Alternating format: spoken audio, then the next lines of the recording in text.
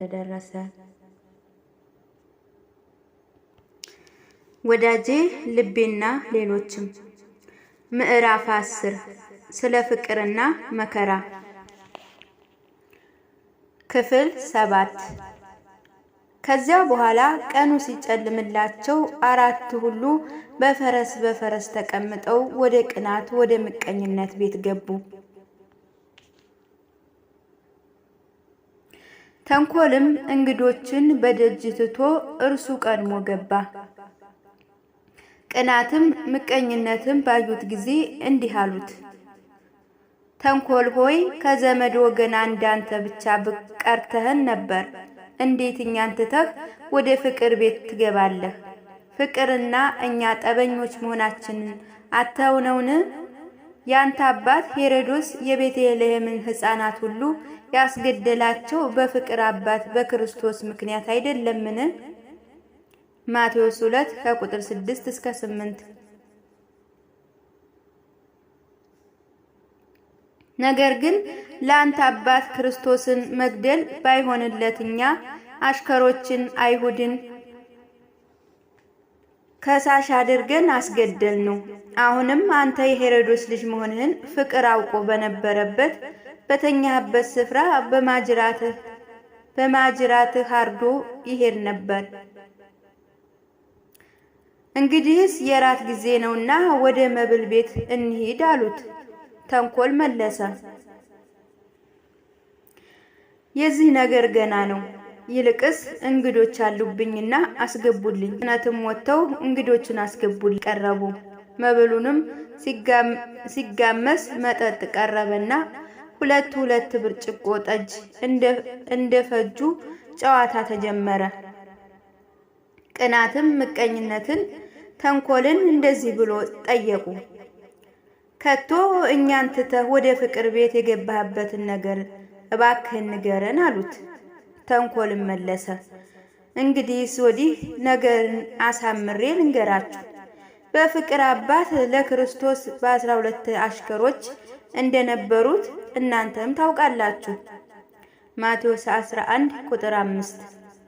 እነርሱም ጌታቸው ከሞተ በኋላ ከወደ ምዕራብ ሀገር የመጣ ጳውሎስ የሚባል ሰው ረዳት አድርገው ዘመዶቻቸውን ሁሉ ፈጇቸው። እነዚያን ሁሉ ጀግኖችና ክህደትን እነ ክህደትን እነ መሰሪነትን እነ ጸብን እነ መከራከርን እነ ሁከትን እነ ስካርን ከነዚህ ሁሉ የሚበልጥ ጣዖት ማምለክን ስንቱን ልንገራችሁ። እነዚህ ሁሉ ገድለው ዘራቸውንም አጠፉት። ገላትያ 5 ከቁጥር 14 እስከ 21። የእነዚህም ደም የሚመልስ አንድ ልጅ ስንኳ መኖሩን እንጃ። አሁንም በአገሩ ላለው የክርስቶስ ልጅ ፍቅር የሚባለው ቅናትንና ምቀኝነትን ለመግደል ባጠገባችን ቤቱን ሰርቶ ተቀምጧል። ጊዜውም ሲመቸው መተኛት በተኛበት ስፍራ አርዳችሁ ሳይሄድ አይቀርም እየተባለ ሲወራ ሰማው። ከዚህም በኋላ ለሚስቴ ለወይዘሮ ክፋት ወንድሞቼ ቅናትና ምቀኝነት ነገሩን ሳያውቁት ሲሞት ነውና ምናልባት ሳይሞት ባገኘውት ልሂድ ብዬ ነገርኳት። እርሷም በሐዘን ቃል በል እንግዲህ ብቻህን ቀሪውንም እረፍት፣ ቅናትንና ምቀኝነትንማ ከሞት ምን ቁም ያለው ትላለህ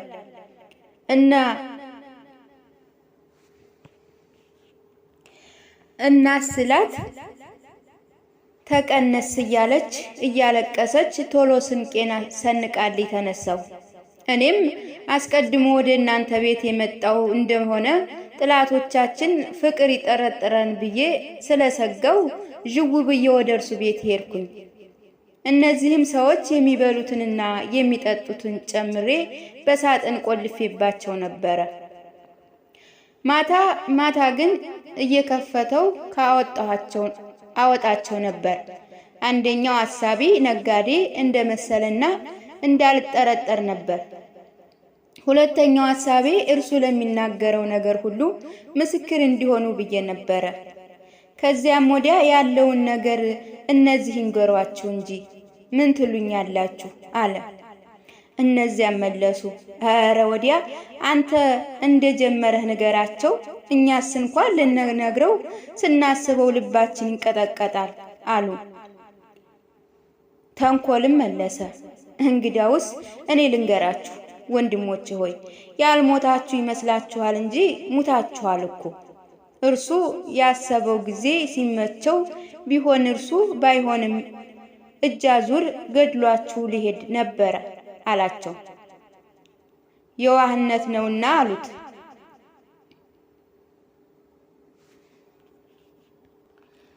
እውነትህን ነው አሉት።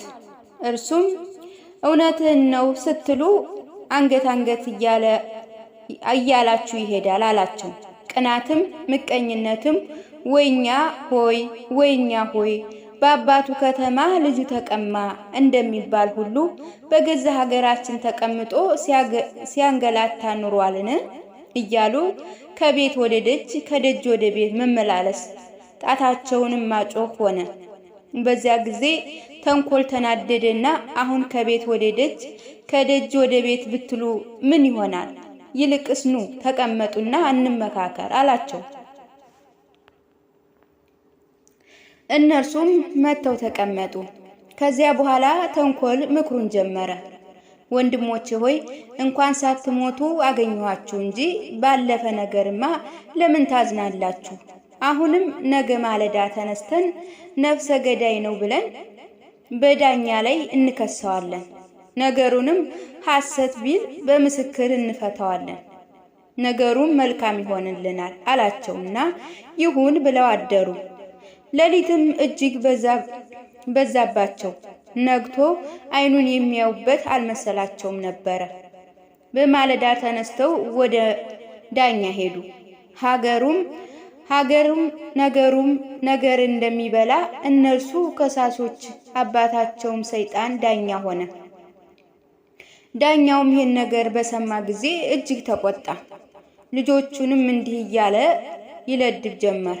እናንተን ከመውለድ ልጄ የለውም መባል ይሻል ነበር። ምናምንቴ ሁሉ ይህንን ስትሰሙ ጊዜ ሂዳችሁ አንገቱን ብላችሁ አትገሉትም ነበርን አላቸው። አንተን አባታችንን እንድናስፈቅድ ብለን ነው እንጂ እንግዲያውስ እርሱን ትቶ እርሱ አቅቶን ነውን አሉት።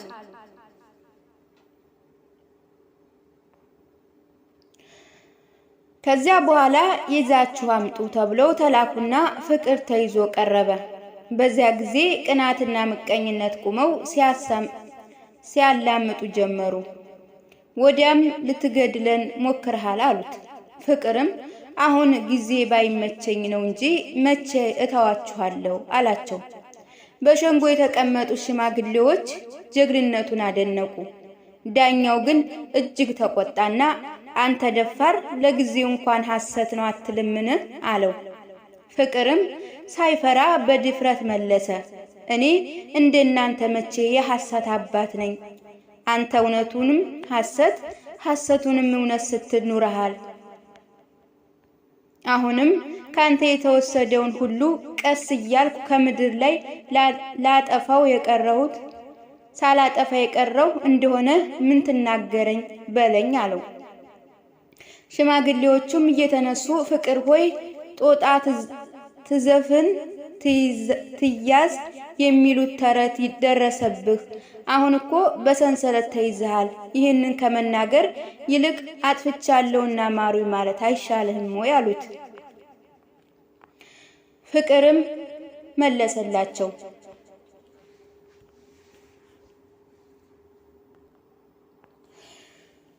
ከዚያም በኋላ ሊገደል ከመከረ ይሙት በቃ እየተባለ ተፈረደ። ፍቅርም ይሙት በቃ ከተፈረደበት በኋላ አሰበና ሚስጥሩን ያወጣበት ተንኮልም እንደሆነ ትዝ አለው። ሸንጎም ይዘውት ሊሄዱ በተንኮል እጅግ አዝኖ በግዕዝ ቋንቋ መዝሙረ ዳዊት እየደገመ ይህን ጀመረ፣ እንዲህም እያለ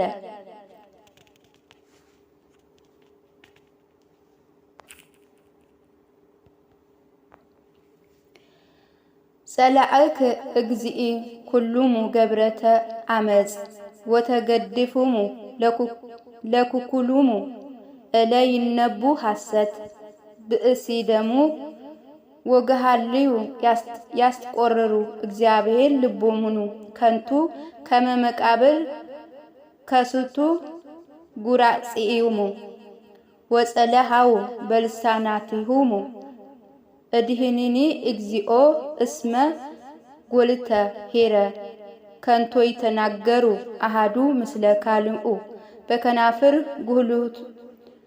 ጉሃሉሙ ልበ ወልቡ ይተናገሩ ይሴሪው እግዚአብሔር ለከናፍሩ ጉህሉ ጠለልሃን እንተ ተአቢ ነዚበ ጸአትዩ እኩይ ይቡል ላዕልዩ ማእዚ ይመውቱ ወይሰውሩ ስሙ ልቡ እስተጋብኡ ኃጢአት ላዕልሁ ይወአስ አፉ ወይተናገሩ ወየሃብሩ ሰአልዩ ወይተቃጽኑ ኩሉሙ ጻዕንዩ ወይመከሩ አእኩዩ ላዕልዩ ነገሪ ጊጋይ አውጽኡ ላዕልዩ ምንተ ይሁኑኩ ወምንተ ይወድሱኩ በእንተ ከናፍር ጎሃሉኑ አህዛሁ በኃይለ ሰሃሉ። ከዚህም በኋላ ወደ መገደያ ስፍራ ደረሰ። ቅናትም ምቀኝነትም ፍቅርን ደብድበው ጣሉት። ገደልነው ብለውም ዋካ እያሉ ሄዱ። ለተንኮልም ብዙ ሽልማት ሸለሙት። ደግሞም ተከፈለው። የያዙትም ርስት ጭካኔ የሚባል ነበረ። ያንንም ለተንኮል ብቻ ለቀቁለት። ምዕራፍ 11 ስለ ፍቅር ሕይወት።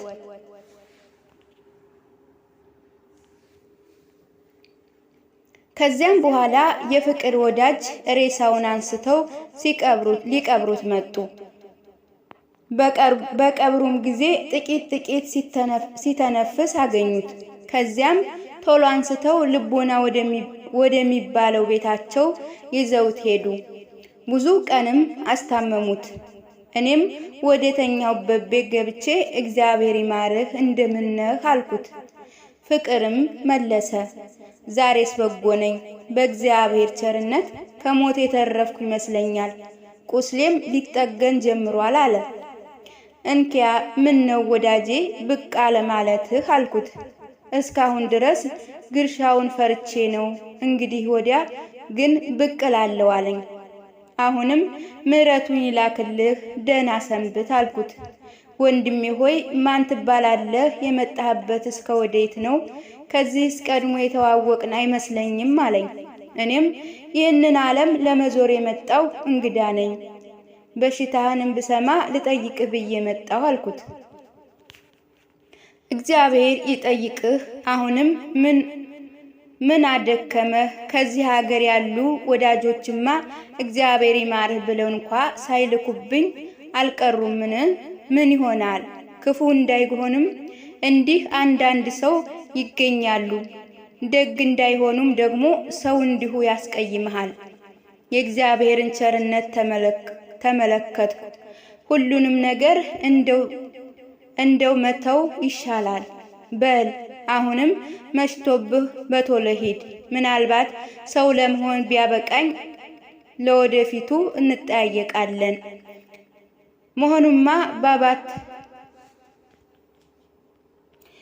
ለመሆኑማ በአባትህ ቤት በአባትህ አሽከር በዮሐንስ ቤት አይቻለሁ። ንግግርና ጨዋታ ግን የለንም አለሁት። አንደኛ ዮሐንስ ምዕራፍ 3 ቁጥር 14። ይሆናል እርሱ እጅግ ወዳጄ ነው። አሁንስ እንኳ 3 ጊዜ ያህል እየመጣ ጠየቀኝ አለኝ። እኔም በዚሁ ሀገር የምሰነብት ከሆነ እየመጣው አጫውትህ ነበር። ነገር ግን አቶ እንደ ጊዜው አስጠርተውኝ ወደ እርሳቸው መሄዴ ነው። ከዚህም በቶሎ መለሳለሁ። አሁን ዝም ብዬ እንዳልቀር የኮራት ይመስልብኛል ብዬ ፈራው። ያንተ ታናሽ ወንድም ትህትና ወንበር ዘርግቶ ያስተምራል፣ እኔንም አስተምረውኛል ብሎኛል። ከእርሱ ጋር 2 ዓመት ያህልም ሳልቀመጥ አልቀርም። አንተስ ከሞት ከተረፈህ ወደ ወንድምህ ቤት ሳትመጣ ትቀራለህን? ያን ጊዜ በውል እንተዋወቃለን፣ ወይም ወደ አገሬ ስመለስ መጥቼ እሰናበትሃለሁ ብዬው መንገዴን ሄድኩ።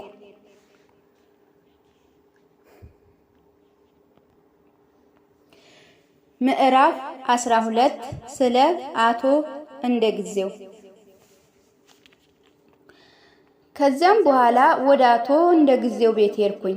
አቶ እንደ ጊዜውም በታላቅ ወንበር ተቀምጦ ነበረ። በእርሳቸው ቤት የሚኖሩ ሰዎች በቁጥር የበዙ ነበሩ። ሁሉም አቶ እንደ ጊዜውን ከበው ተቀምጠዋል።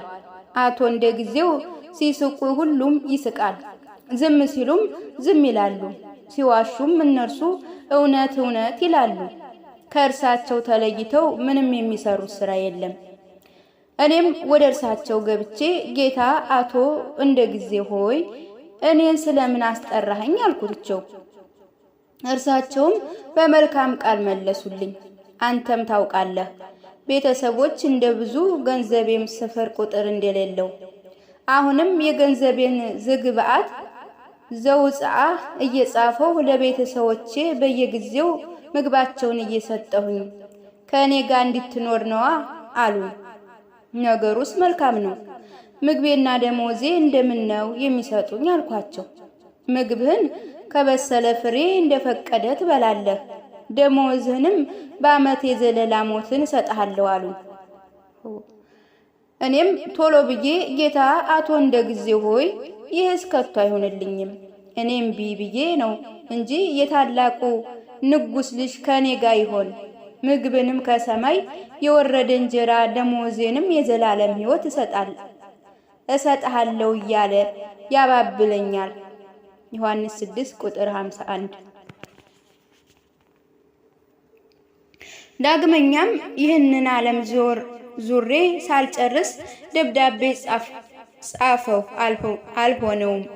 ደግሞ ሁሉንም ነገር ከወዳጄ ልቤ ጋር መከሬ እነግርሃለሁ። አሁንም ጤና ይስጥልኝ ብያቸው መንገዴን ሄድኩኝ። ከዚያም በኋላ ለአቶ እንደ ጊዜው ጻፍ መሆኑን ጥቅም ይገኝበት እንደሆነ ብዬ ለወዳጄ ልቤ ባከበረው ወንድሜ ሆይ ምን ነው ሁሉን ታስባለህ? ለአቶ እንደ ጊዜው ጸሐፊ ከመሆን ለምኖ መብላት አይሻልምን አለኝ። እኔም እውነት ነው ብዬ የአቶ እንደ ጊዜውን ነገር ችላ አልኩት።